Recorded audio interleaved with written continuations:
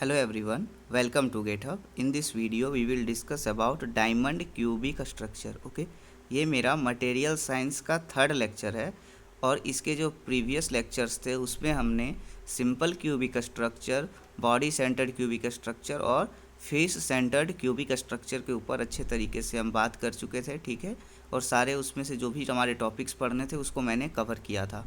ठीक है, और अभी तक आपने हमारे उस वीडियोज़ को नहीं देखा है तो प्लेलिस्ट में जाके आप उस वीडियोज़ को देख सकते हैं. ओके, और अभी तक आपने हमारे इस चैनल गेटहब को सब्सक्राइब नहीं किया है तो प्लीज़ हमारे इस चैनल को सब्सक्राइब कर लीजिए. तो let's begin the video without wasting the time. Okay, जैसा कि यहाँ पे मेरा जो फोर्थ टाइप ऑफ स्ट्रक्चर पढ़ना है वो है डायमंड क्यूबिक स्ट्रक्चर, जिसको हम बोलते हैं face centred tetrahedral. Okay, face centred tetrahedral होता है. अब देखिए, इसमें जो मेरा डायमंड क्यूबिक स्ट्रक्चर में होता है कि 8 atoms are arranged at corners of the unit cell and 6 atoms are arranged at the centre of the faces of the cube. Okay, and 4 atoms are arranged inside the unit cell on 4 body diagonals. है ना, कि इसमें मेरा अगर ये मेरा unit cell है, ठीक है, तो इस यूनिट सेल में क्या होगा, 8 एटम्स कहाँ पे होंगे, मेरे कॉर्नर्स में होंगे. उसके बाद 6 एटम्स मेरा सेंटर ऑफ द फेसेस पे होगा, जो 6 हमारे फेस हैं इस क्यूब का उसके फेसेस में होंगे. और उसमें से 4 एटम उसके बाद मेरा इनसाइड द सिंपल क्यूब में होगा और वो किस में होंगे, डायगोनल में होंगे. ठीक है, इस एटम का, जैसे कि ये हो गया, इसको मैं ब्लू कलर से मैं दिखा रहा हूँ.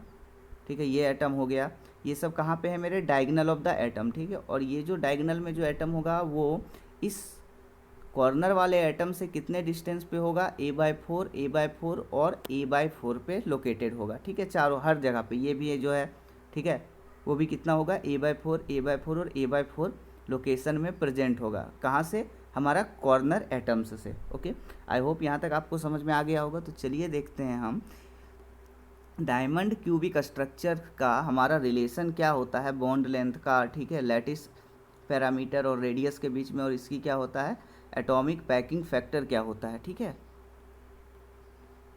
तो यहाँ पे आप देख सकते हैं टोटल मेरा एटम्स कितना इस यूनिट सेल में इन्वॉल्व हो रहा था. 8 एटम्स कहाँ थे, मेरे कॉर्नर में. 6 एटम कहाँ थे, मेरे फेस में. ठीक है, सेंटर ऑफ द फेस में. और 4 एटम्स कहाँ थे, मेरा inside the unit cell located at the 4 diagonals. ठीक है, 4 जो डायगोनल्स होंगे उस डायगोनल में प्रेजेंट होगा. ठीक है, तो टोटल यहाँ पे नंबर ऑफ एटम्स कितना हो गया हमारा, 18 एटम्स हो गए.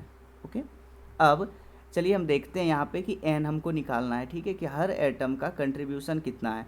ठीक है, तो आप जहाँ देख रहे हैं कि 8 atoms are arranged at corners, and हमको पता है कि जो एटम्स हमारे कॉर्नर्स में होते हैं उनका कंट्रीब्यूशन होता है एक एटम का 1/8. तो यहाँ पे टोटल 8 एटम्स हैं क्योंकि 8 कॉर्नर्स हैं, तो यहाँ होगा, ठीक है, 1/8 इंटू 8 प्लस अगर मेरा फेस में अगर कोई एटम प्रेजेंट था तो फेस का मेरा एक एटम का कंट्रीब्यूशन कितना था, 1/2. तो यहाँ पे टोटल फेस में कितने एटम्स प्रेजेंट है, 6 एटम, इसीलिए हो गया 1/2 इंटू 6. अब मेरा 4 जो एटम्स हैं वो एटम्स कहाँ पे होगा, मेरा inside the unit cell at the diagonal position. और वो क्या है, एटम्स अंदर है यूनिट सेल का, तो उसमें किसी भी प्रकार का मेरा मतलब कंट्रीब्यूशन नहीं, वो फुल एटम्स मेरा कंसिडर होगा +4. ठीक है, तो इसमें टोटल स्मॉल एन की वैल्यू कितनी आ जाती है, 8 एटम्स. ओके, नेक्स्ट हम इसमें बात करते हैं relation between A and R. ठीक है, कि जो मेरा यूनिट सेल का डायमेंशन था और एटम का रेडियस के बेसिस पे क्या मेरा इसका रिलेशन होता है. ठीक है, जैसा कि आपको पता है कि ये जो एटम है मेरा कॉर्नर वाला एटम है. ठीक है, सपोज मैं कॉर्नर वाले एटम को मैं ओरिजिन कंसिडर करता हूँ 0 0 0. ठीक है, अब मेरा जो डायगोनल में जो एलिमेंट है, ये जो एटम है प्रेजेंट है, उस एटम का लोकेशन कितना होता है कॉर्नर से, a/4 a/4 a/4. तो हम यहाँ से क्या करते हैं, ये हमको डिस्टेंस निकालनी है, तो ये डिस्टेंस कितना हो गया, r + r 2r, है ना. इस एटम का रेडियस r है, इस एटम का रेडियस r है, तो ये क्या हो गया 2r. 2r इक्वल टू हम क्या करेंगे, स्ट्रेट लाइन का हमको फॉर्मूला पता है डिस्टेंस निकालने का. ठीक है, a/4 - 0 का होल स्क्वायर प्लस a/4 - 0 का होल स्क्वायर, इस तरीके से हम निकाल लेंगे. ठीक है, तो 2r इक्वल टू मेरे को मिलेगा √3a/4, है ना. तो इसको हम फर्दर जब सॉल्व करेंगे तो हमको मिलेगा यहाँ पे रेडियस और लेटिस पैरामीटर के बीच का रिलेशन 8r इक्वल टू √3 है। इसको आपको याद रखना है, ठीक है। एग्जाम में ये कहाँ से आया वो नहीं पूछा जाएगा, आपको डायरेक्ट यहाँ रिजल्ट याद रखना है। ओके, अब हम चलिए इसमें से ये हम क्या किए, आर और ए के बीच में रिलेशन हम निकाल चुके हैं। तो अब हम नेक्स्ट क्या करते हैं, और हमारा बॉन्ड लेंथ के बीच में हमारा क्या मतलब रिलेशन होता है, ठीक है। तो in diamond cubic structure bond length 2r equal to √3/4a, ये मेरा होता है बॉन्ड लेंथ का रिलेशन। ओके, अब हम इसमें क्या करेंगे, एटॉमिक पैकिंग फैक्टर निकालेंगे, ठीक है, कि एटम का हमारा पैकिंग फैक्टर यानी हमारा उस यूनिट सेल में कितने हमारे एटम्स उसमें अच्छे तरीके से ऑक्यूपाइड है, ठीक है। तो वो निकालने के लिए हम क्या करेंगे, APF इक्वल टू हमारे नंबर ऑफ एटम्स इसमें कितना है, 8 एटम है, into 8 into volume of 1 atom यानी 4/3 πr³ एंड हमारा divided by the volume of unit cell, ठीक है। यूनिट सेल यहाँ पे A³ ए की जगह पे हम क्या कर रहे हैं, रिलेशन से निकाल लिए 8r/√3 का होल क्यूब। तो यहाँ से हम वैल्यू सॉल्व करेंगे तो ये आएगा 0.34, ठीक है। इसको आपको याद रखना है। तो ये हमारा 0.34 था, ये क्या है, मेरा सबसे लूजेस्ट है। लूजेस्ट हम इसलिए बोल रहे हैं क्योंकि एटॉमिक पैकिंग जो फैक्टर था मेरा सिंपल क्यूबिक स्ट्रक्चर का वो था 0.52 था। उसके बाद हम BCC निकाले वो था 0.68, फिर हम FCC निकाले वो था 0.74 और इसका कितना है 0.34, यानी ये सबसे लूजेस्ट हो गया, ठीक है। और इसमें हमको क्या करना है, परसेंटेज ऑफ एम्प्टी स्पेस निकालना है। तो हम क्या करेंगे, 1 - 0.34, 1 - 0.34, तो हमारा आ गया ये 0.66। 100 से गुना कर देंगे तो ये परसेंटेज में कन्वर्ट हो जाएगा, यानी ये मेरा 66% इसमें एम्प्टी स्पेस है, ठीक है। और इसका जो कोऑर्डिनेशन नंबर है ना, इसका कोऑर्डिनेशन नंबर कितना है, 4 होता है, ठीक है। जैसा कि सिंपल क्यूबिक स्ट्रक्चर में कितना था, 6, BCC में कितना था, 8, FCC में कितना था, 12, और यहाँ पे मेरा डायमंड क्यूबिक स्ट्रक्चर में कितना है, 4, ठीक है। आपको याद रखना है ये सब सारा चीज़, क्योंकि स्टेटमेंट वाइज यहाँ से पूछा जा सकता है क्वेश्चन। ओके, तो इसमें एग्जाम्पल हम क्या देते हैं, जो इसका डायमंड क्यूबिक स्ट्रक्चर का एग्जाम्पल हो गया मेरा, डायमंड हो गया, सिलिकॉन हो गया, जर्मेनियम हो गया एंड सेमीकंडक्टर से। जैसे कि यहाँ पे क्या है कि एक कार्बन एटम अरेंज्ड, इसमें कितने से सराउंडेड है, 4 कार्बन, नियरेस्ट कार्बन एटम से, ठीक है। तो इसीलिए इसका कोऑर्डिनेशन नंबर भी 4 हो रहा है। ओके, अब इसमें से कुछ हमारे लाइन्स हैं, ठीक है, देख लेते हैं। Each atom located on a body diagonal is at a coordinate of a/4 a/4 a/4 from the corners, ठीक है। जैसा कि मैंने आपको बोला कि जो एटम, यहाँ देखिए, यहाँ पे ये मेरा यूनिट सेल है, ठीक है। तो एक जो एटम मेरा यहाँ पे होगा, प्रेजेंट होगा इस कॉर्नर पे, और ये इसका डायगनल ये हुआ, तो इस डायगनल में जो एटम एक यहाँ पे जो प्रेजेंट होगा, है ना, तो इसका जो कोऑर्डिनेट होगा, इससे अगर इसको ओरिजिन मानते हैं 0 0 0, तो इसका जो कोऑर्डिनेट होगा वो कितना होगा, a/4 और a/4, है ना। And each body diagonal atom touch with 1 corner atom and 3 nearest face centred atom, ठीक है। कि एक मेरा जो डायगनल एलिमेंट था, डायगनल एटम था, सपोज ये मेरा डायगनल एटम है, ठीक है। तो ये क्या करेगा, एक मेरा कॉर्नर एटम से अटैच रहेगा, एक कॉर्नर एटम से, और मेरा 3 किससे रहेगा, फेस सेंटर एटम से, ठीक है। इस तरीके से इसका स्ट्रक्चर हो जाता है। ओके, आई होप यहाँ तक आपको कोई दिक्कत नहीं है, ठीक है। तो चलिए हम नेक्स्ट यहाँ पे कुछ देख लेते हैं। देखिए, एक यहाँ पे इम्पॉर्टेंट नोट है, जिंक ब्लेंड स्ट्रक्चर, ठीक है। जहाँ पे आपको जिंक ब्लेंड स्ट्रक्चर दिखेगा वो वहाँ पे किस टाइप का मेरा स्ट्रक्चर हो जाता है, वो हो जाता है डायमंड क्यूबिक स्ट्रक्चर, ठीक है। इन जिंक ब्लेंड स्ट्रक्चर, ESC में पूछा हुआ है जिंक ब्लेंड स्ट्रक्चर से क्वेश्चन, ठीक है ना। तो देख सकते हैं कि जिंक ब्लेंड स्ट्रक्चर में होता क्या है कि जो मेरा 8 zinc atoms are arranged at 8 corners and 6 zinc atoms are located at the centre of face. Okay, 8 atoms कहाँ पे होंगे मेरे, कॉर्नर पे, और 6 एटम होगा मेरा जिंक का फेस में, ठीक है, centre of the faces. And 4 sulphur atoms are arranged inside the unit cell. Okay, है ना। 4 एटम्स कहाँ मेरा होगा, inside the unit cell in body diagonal, body का जो डायगनल था वहाँ पे मेरा 4 सल्फर एटम्स होंगे, okay. And each sulphur is located on a body diagonal at a coordinate of a/4 a/4 a/4 from the corners, ठीक है। कि जो भी मेरा सल्फर एटम था जिंक कॉर्नर जिंक एटम से कितना a/4 a/4 और a/4 डिस्टेंस पे लोकेटेड रहेगा, ओके। जहाँ तक आपको जिंक ब्लेंड स्ट्रक्चर दिखेगा वो सीधा सीधी आपका आ गया किसमें, डायमंड क्यूबिक स्ट्रक्चर में, क्योंकि एसी में स्टेटमेंट वाइज में ये क्वेश्चन पूछा जा चुका है, ठीक है। अब इसमें से चलिए हम देखते हैं एग्जाम्पल क्या होता है इसका, ठीक है। हमारा जो डायमंड क्यूबिक स्ट्रक्चर का जो एग्जाम्पल है वो है मेरा third and fifth group element, जैसे जार्मेनियम हो गया, है ना। ये सब सारा जितना एलिमेंट्स है थर्ड ग्रुप और फिफ्थ ग्रुप का, उसको हम बोलते हैं, जो स्ट्रक्चर फॉर्म करता है वो होता है मेरा डायगोनल क्यूबिक स्ट्रक्चर, ठीक है। और जिसका डायगोनल क्यूबिक स्ट्रक्चर का जो प्रॉपर्टी था ये सबसे लूजेस्ट होता है, क्योंकि 0.34% ही इसमें क्या होता है, एटॉमिक पैकिंग फैक्टर होता है, ठीक है।